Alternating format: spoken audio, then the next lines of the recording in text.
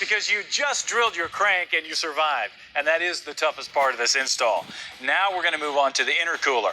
Now notice it's going to mount by these brackets that I've gotten into place, and they allow you to relocate the horns up here and the power steering cooler down here. So everything is still in place and functioning like it should.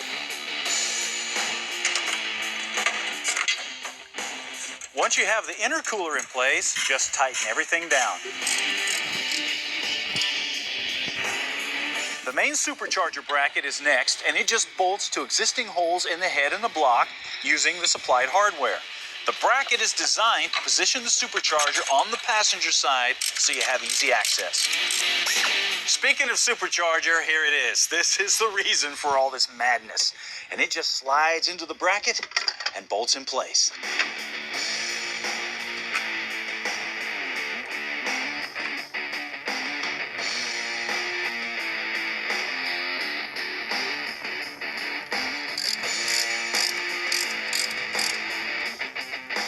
We'll finish it up by putting on the idler pulleys, then the belt. All right, the supercharger's in place, so is the intercooler. Now it's just a matter of connecting the two with that big old pile of tubing.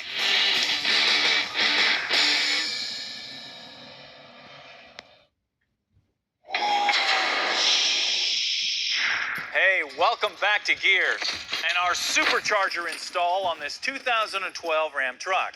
Now, with 390 horse stock under the hood, you might be wondering, why are you putting a supercharger on? Well, there's 160 reasons. That's how many horsepower the ProCharger says we're going to pick up by putting on this kit.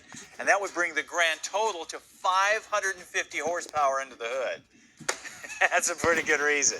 Now, there's just a few things we have left to hook up, so let's get back to it.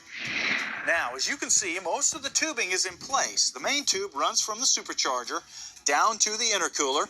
It also has a provision here for the bypass valve, and it's designed to open and relieve pressure when you lift off the throttle so you don't blow everything up. Now, the upper tube comes from the intercooler and up into the throttle body, and then, of course, you have your air inlet that pulls fresh air through a high-flowing filter and into the supercharger. It's also where your PCV hooks up.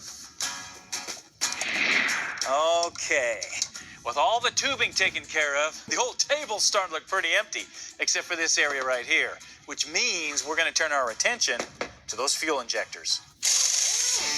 To put them in, we're going to unbolt the fuel rails,